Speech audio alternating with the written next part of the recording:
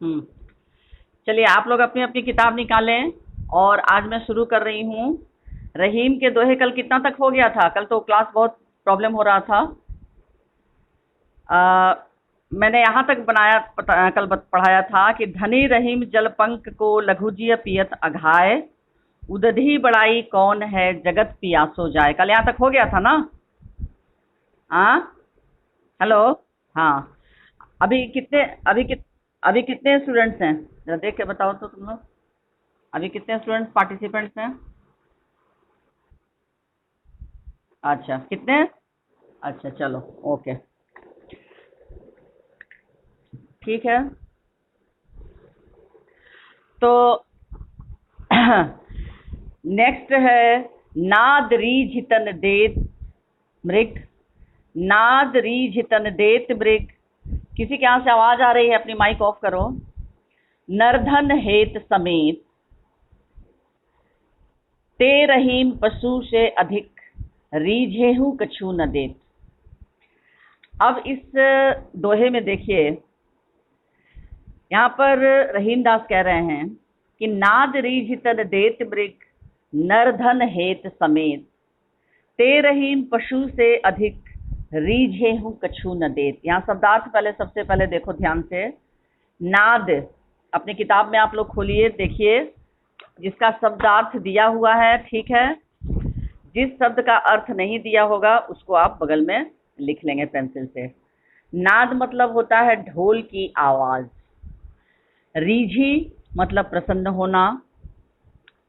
तन शरीर। मृग हिरण। हेत, हेत का अर्थ होता है कल्याण या प्रेम, और समेत का अर्थ होता है सहित। अगर शब्दार्थ दिया है किताब में जिस शब्द का, ठीक है, जिसका नहीं दिया होगा वहां अंडरलाइन करके लिख लीजिए। नाद का आपकी पुस्तक में दिया हुआ है ध्वनि, लेकिन कौन सी ध्वनि? किसी भी, कोई भी ध्वनि हो सकता है। ढोल की आवाज भी हो सकती है। रीझी मतलब मोहित होकर या प्रसन्न होकर। तन यानी शरीर। मृग हिरण को कहते हैं। हेत, हेत शब्द का अर्थ आपकी पुस्तक में नहीं दिया हुआ है तो वहां अंडरलाइन करके ऊपर में लिख लीजिए शब्दार्थ। हेत शब्द का अर्थ होता है कल्याण या प्रेम, और समेत का अर्थ होता है सहित। ठीक है, लिख लिए सब लोग? हाँ, लिखे? जिस शब्द का अर्थ नहीं दिया हुआ है उस शब्द का अर्थ तुम लोगों ने लिखा सब लोग? बोलते क्यों नहीं हो? मेरी आवाज पहुंच रही है तो बोलो, जब रेस्पॉन्स करो। मैं पूछ रही हूँ तो रेस्पॉन्स करो उधर से। तो इसमें इस दो पंक्तियों का अर्थ है, कवि रहीम का कहना है कि जिस प्रकार किसी भी स्वर या नाद या ध्वनि को सुनकर हिरण अपने प्राण का मोह माया त्याग कर और उस दिशा में चल देता है जिधर से ध्वनि आती है, जिधर से कोई सुंदर मधुर संगीत जो उसे सुनाई पड़ता है, तो हिरण को ये पता होता है कि वो उस दिशा में जा रहा है। हो सकता है कि वह शिकारी जो है उसे उसका शिकार कर ले, लेकिन फिर भी अपने प्राणों के मोह को छोड़कर वह उस दिशा में चल पड़ता है। धुन की आवाज़ सुनकर, स्वर की आवाज़ सुनकर, संगीत की आवाज़ सुनकर, और अंत में अपने प्राणों से हाथ धो बैठता है। तो यहाँ रहीम कह रहे हैं कि उसी प्रकार किसी व्यक्ति की कला पर मुग्ध होकर मनुष्य उसकी कल्याण कामना करते हुए प्रेम पूर्वक धन अर्पित कर देता है। बहुत लोग ऐसे हैं, आप देखिए, जो लोग खेल तमाशे दिखाते हैं या बहुत बढ़िया गीत गाते हैं, संगीत गाते हैं, ढोलक बजाते हैं, या जिस व्यक्ति में जो भी कला है, तो सुनने वाले जो कद्रदान हैं, जो उसको उसकी कद्र, जो उसकी कला को ध्यान से देखते हैं, सुनते हैं। किसी की पेंटिंग अच्छी होती है, किसी का गाना अच्छा होता है, कोई गायन में अच्छा होता है, कोई पेंटिंग में, कोई, हर मनुष्य के अंदर अलग अलग कलाएं होती हैं, अलग अलग विद्याएं होती हैं। तो यहाँ रहीम कह रहे हैं, तो सुनने वाले जो हैं, जो उसकी कला पर मुग्ध हो जाते हैं और उसकी भलाई के हेतु क्या करते हैं, उसे कुछ धन अर्पित करते हैं, यानी कुछ उसे पैसे देते हैं। क्यों? क्योंकि मुफ्त का उसने गाना तो नहीं सुना, इतना बढ़िया वो गाना गाया, तो चलिए भाई उसकी कला की कद्र करते हुए हमने कुछ उसे पैसा दे दिया। लेकिन यहाँ रहीम कहते हैं कि परंतु जो मनुष्य किसी की कला पर प्रसन्न होकर भी उसे कुछ नहीं देता, लेकिन दुनिया में बहुत ऐसे भी लोग हैं जो कोई बहुत अच्छा गाना गाया, सुन लिए और खुश होकर ताली बजा दिए, कह दिए हाँ बहुत अच्छा गाना गाया। किसी की पेंटिंग को देखकर बहुत खुश हो गए और मुग्ध हो गए और कह दिए कि बहुत अच्छी पेंटिंग है। लेकिन यहाँ कवि रहीम का कहना है कि अच्छे कलाकार, अच्छे लोग जो किसी न किसी प्रतिभा में, जो बहुत अच्छी जिनकी प्रतिभा है कला में, या तो चित्रकला में या गायन कला में या किसी भी विद्या में अगर कोई पारंगत है, माहिर है, तो हमें उसकी कला की कद्र करनी चाहिए और उसी के अनुसार उसकी मदद भी करनी चाहिए। लेकिन कुछ लोग पशु से भी अधिक निम्न स्तर के होते हैं। तो कवि यहाँ रहीम ने ऐसे लोगों के स्तर की बात की है जो पशु से भी अधिक निम्न हैं। वो किसी की कला पर खुश होकर न तो उसकी मदद करते हैं, न प्रशंसा के दो बोल बोलते हैं। लेकिन उन मनुष्यों से अच्छा तो वो हिरन होता है जो किसी की ध्वनि पर प्रसन्न होकर, खुश होकर उस ध्वनि की ओर चल पड़ता है और अपने प्राण तक को न्यौछावर कर देता है। तो यहाँ रहीम ने मनुष्य से अधिक बढ़िया किसको बताया है? हिरन को, जो लोगों की ढोल की आवाज़ सुनकर, लोगों द्वारा बजाए हुए किसी भी संगीत की आवाज़ पर मुग्ध होकर उस दिशा में चल पड़ता है। समझ में आया है दोहा? हाँ, समझ में आया? नेक्स्ट 8वां, बिगड़ी बात बने नहीं, लाख करो किन कोय, रहीमन फाटे दूध को, मथे न माखन होए। यहाँ बिगड़ी का अर्थ होता है बिगड़ी हुई बात। करो किन कोय, कोई कुछ भी क्यों न करे, फाटे मतलब फटे हुए, मथे यानी मथना। यहाँ रहीम अपने नीतिपरक दोहे में कह रहे हैं कि बिगड़ी बात बने नहीं, जो बात एक बार बिगड़ जाती है, लाख करो किन कोय, बहुत सारे लोग लाख उपाय भी करेंगे, बहुत कोशिश भी करेंगे, लेकिन वो बिगड़ी हुई बात पुनः दोबारा नहीं बनती है। जिस तरह से रहीमन फाटे दूध को, मथे न माखन होए। रहीम दास उदाहरण क्या दे रहे हैं कि जिस तरह से एक बार दूध फट जाता है और कितना भी मथा जाए उस दूध से मक्खन नहीं निकलता, तो ठीक इसी तरह एक बार जो बात बिगड़ जाती है, यानी एक बार यदि किसी से संबंध खराब हो जाता है, तो फिर वो संबंध जो है दोबारा कितना भी प्रयास किया जाए पहले जैसा नहीं होता। यानी इस दोहे में, रहीम के जितने दोहे हैं, तो सबसे जो पहला दोहा है रहीमन धागा प्रेम का, उसी दोहा से मिलता जुलता ये भी है कि जिस तरह से प्रेम का धागा एक बार टूट जाता है तो दोबारा नहीं जुड़ता, दोबारा यदि जोड़ने की कोशिश की जाए तो उसमें गांठ पड़ जाती है। ठीक इसी तरह रहीम दास ने कहा है कि एक बार जो बात बिगड़ जाती है वो बनती नहीं है, कितनी भी कोशिश क्यों न की जाए। तो रहीम का कहना है कि हमें इस बात का ध्यान रखना चाहिए कि कुछ भी हो, आपसी संबंधों को खराब न किया जाए, क्योंकि एक बार जब संबंध खराब हो जाते हैं तो फिर दोबारा ठीक नहीं होते। नेक्स्ट 9वां दोहा, रहीमन देख बड़ेन को, लघु न दीजिए डारी, जहाँ काम आवे सुई, कहा करे तलवारी। यहाँ बड़ेन से तात्पर्य है बड़ा। बड़ा का अर्थ धन संपत्ति तो है ही, साथ ही साथ उसकी महानता का भी है यहाँ बड़ा से तात्पर्य। और लघु यानी छोटा, डारी मतलब डालना या छोड़ देना, तरवारी यानी तलवार। इसमें रहीम दास लोगों को नीतिपरक दोहे समझाते हुए कहते हैं कि बड़े से तात्पर्य है शक्तिशाली या संपन्न। यहाँ कह रहे हैं कि बड़े लोगों को देखकर, यानी शक्तिशाली और संपन्न लोगों को देखकर कमज़ोर या जो पैसे से जो कमज़ोर हैं, ऐसे लोगों की उपेक्षा या उनका त्याग नहीं करना चाहिए। क्योंकि कभी कभी ऐसा होता है कि लोग क्या करते हैं कि बहुत धनवान मित्र है तो उस मित्र के साथ मित्रता करने में लोग बहुत गर्व महसूस करते हैं और सोचते हैं कि इतना पैसे वाला, इतना बड़ा आदमी मेरा मित्र है। और ठीक उसके सामने कोई ऐसा मित्र जो स्वभाव से, व्यवहार से बुद्धि से हर चीज से संपन्न है, लेकिन उसके पास यदि पैसा नहीं है, वो शक्तिशाली नहीं है, तो उसकी उपेक्षा शुरू कर देते हैं लोग। तो यहाँ रहीम कहते हैं कि नहीं, अगर कोई शक्तिशाली है, पैसे वाला है, तो आप ठीक है उसके साथ भी दोस्ती रखिए, लेकिन साथ ही साथ जो कमज़ोर है, जिसके पास बहुत ज़्यादा धन संपत्ति नहीं है, उनका निरादर भी ना करें, उनकी अवहेलना भी ना करें। क्योंकि इस दोहे के माध्यम से इस संसार में रहीम ने यह कहना चाहा है कि हर व्यक्ति का, हर मनुष्य का अपना अपना महत्व है, और हर चीज़ का भी अपना महत्व है, और सबका अलग अलग कार्य भी है। कोई व्यक्ति या कोई भी चीज़ जो है एक दूसरे का स्थान नहीं ले सकता। जिस तरह से यदि कपड़ा फटता है तो हम वहाँ सुई का प्रयोग करते हैं, तलवार का नहीं, और युद्ध के मैदान में तलवार का प्रयोग करते हैं, सुई का नहीं। यानी दोनों चीज़ों का अपना अलग अलग महत्व है, अलग अलग स्थान है।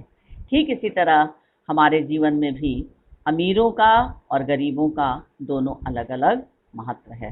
इसलिए पैसे वाले को देखकर गरीबों का निरादर, और बड़ी वस्तु को देखकर छोटी वस्तु का निरादर नहीं करना चाहिए, क्योंकि अगर हम किसी की अवहेलना करते हैं तो उसके कार्य को दूसरा कभी भी पूरा नहीं करेगा।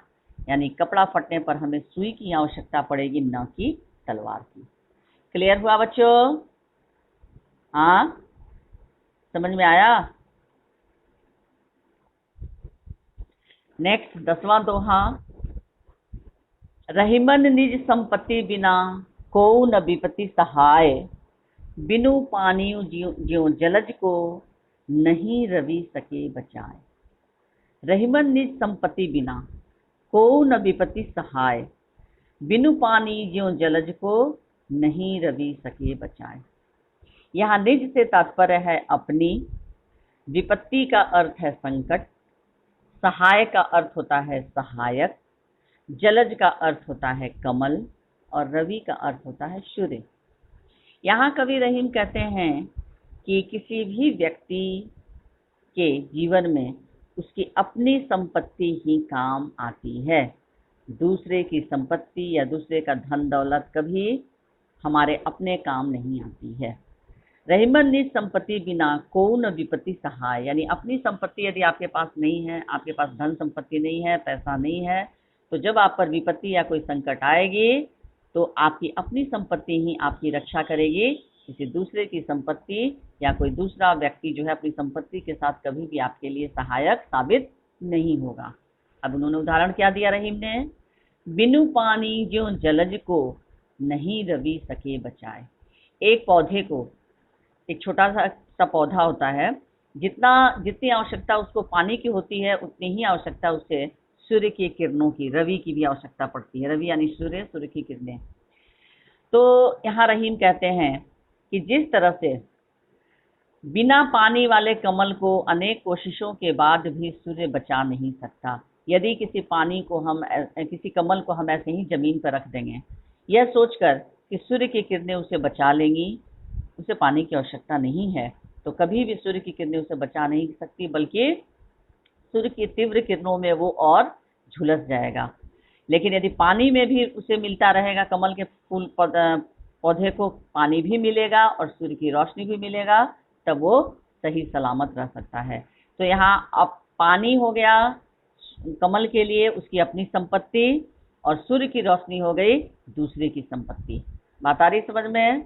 तो यहाँ कभी यही कह रहे हैं कि कमल का आधार पानी ही है। यदि पानी नहीं रहे तो सूर्य उसकी किसी भी तरह से रक्षा नहीं कर सकता। ठीक उसी प्रकार अपनी संपत्ति वाला व्यक्ति, कोई भी विपत्ति या संकट जब आता है उसके जीवन में, तो अगर उसके पास संपत्ति नहीं है, धन दौलत नहीं है, तो वो किसी भी संकट को सहने योग्य नहीं होता है।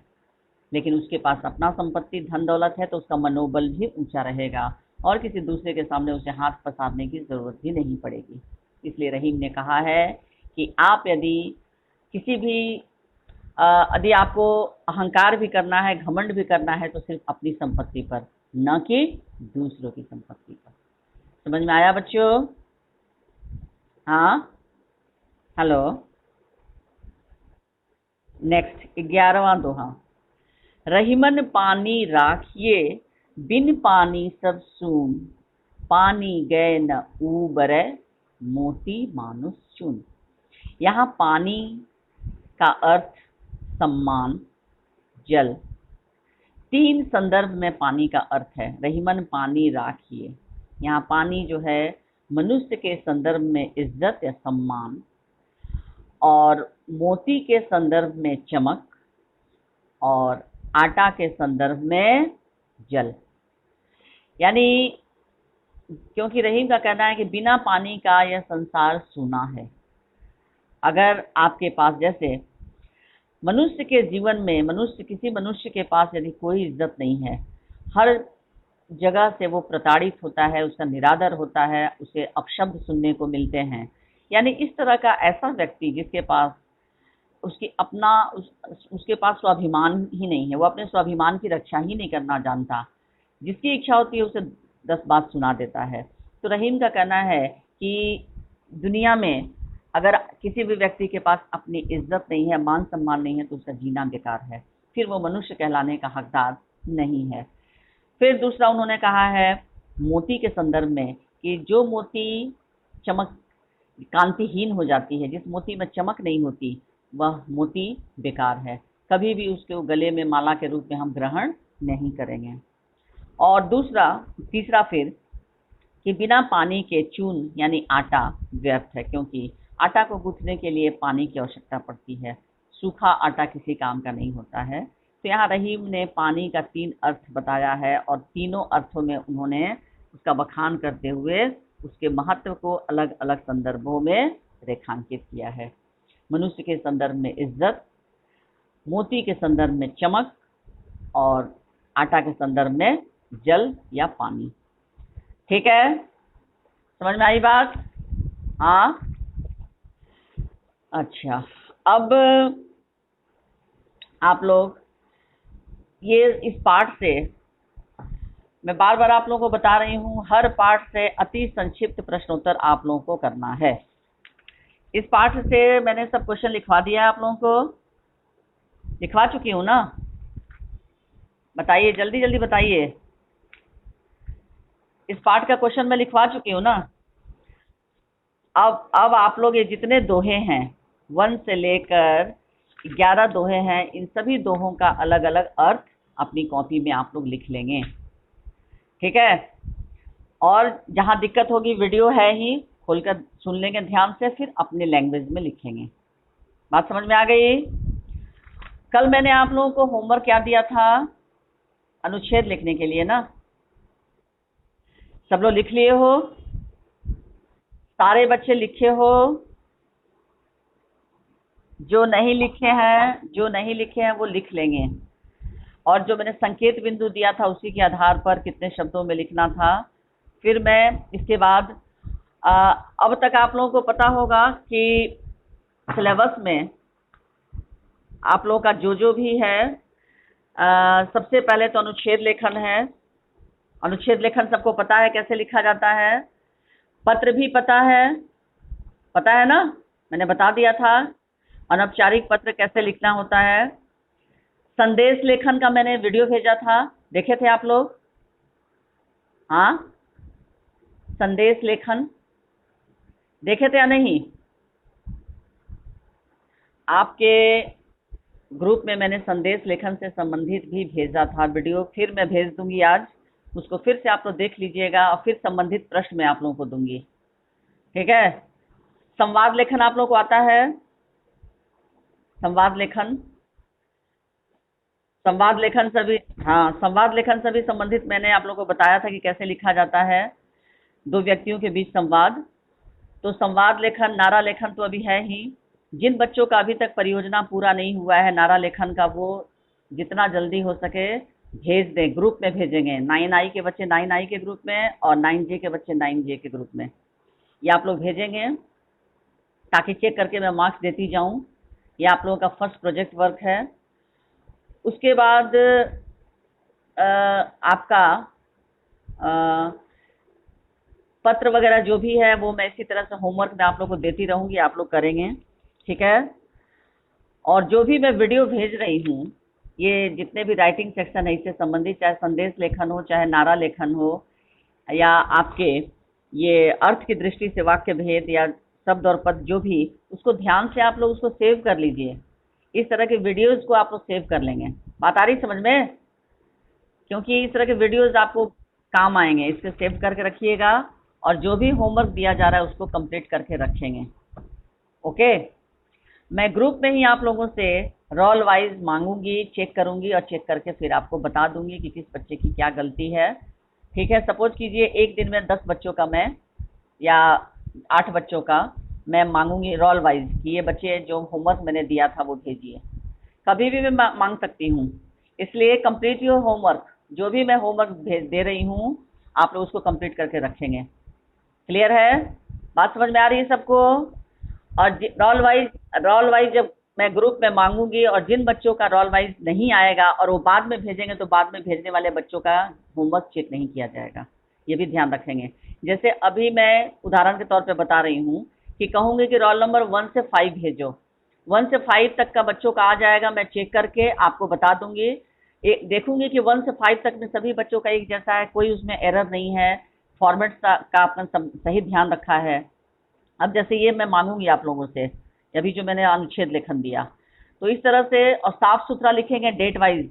जो भी होमवर्क जो मैं दूंगी डेट वाइज लिखोगे। Sudhanshu Kumar video on off करो। तो इस तरह से आप भेजेंगे। अब सपोज करो उसमें सुधांशु कुमार क्यों वीडियो ऑन किए हो? अब उसमें जिस बच्चे का मान लीजिए 1 से 5 तक में रोल नंबर 3 नहीं भेजा और वो सोचेगा कि चलो बाद में भेज देते हैं, तो मैं एक्सेप्ट नहीं करूंगी। बाद में भेजने का मतलब ही है कि आपने अपना होमवर्क पूरा नहीं किया था, बाद में पूरा करके भेज रहे हैं, तो ये ध्यान रखेंगे आप। ठीक है, तो अब ये आपका कंप्लीट हो गया। अब इसमें मैं कुछ प्रश्न पूछ रही हूँ, उसका आप उत्तर देंगे। ठीक है, रहीम ने पशुओं को कवि रहीम ने पशुओं को किन व्यक्तियों से श्रेष्ठ कहा है? कवि रहीम ने पशुओं को किन व्यक्तियों से श्रेष्ठ कहा है या महान कहा है? चलिए जल्दी बताइए, अभी मैंने समझाया उसके आधार पर ही बताइए। हाँ बोलो।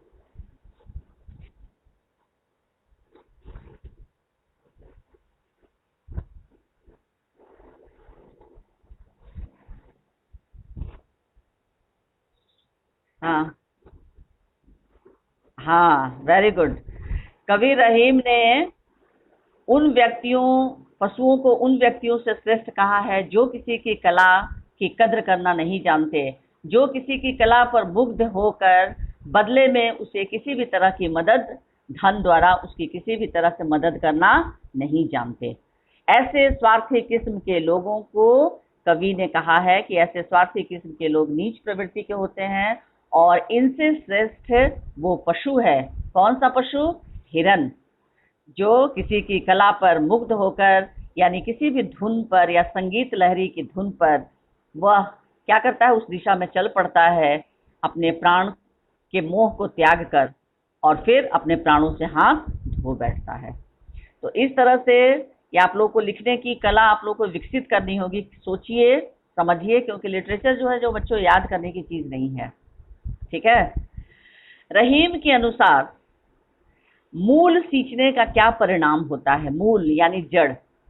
रहीम के अनुसार मूल सींचने का क्या परिणाम होता है?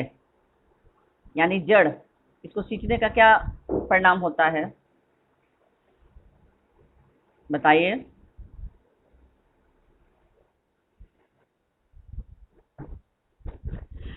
मूल सींचने का अर्थ होता है मूल यानी जड़। रहीम के अनुसार मूल सींचने का क्या परिणाम होता है? यदि हम किसी भी पेड़ पौधे की जड़ पर यदि ध्यान देंगे, उसकी सिंचाई करेंगे, तो उससे हमें फल और फूल की प्राप्ति होगी।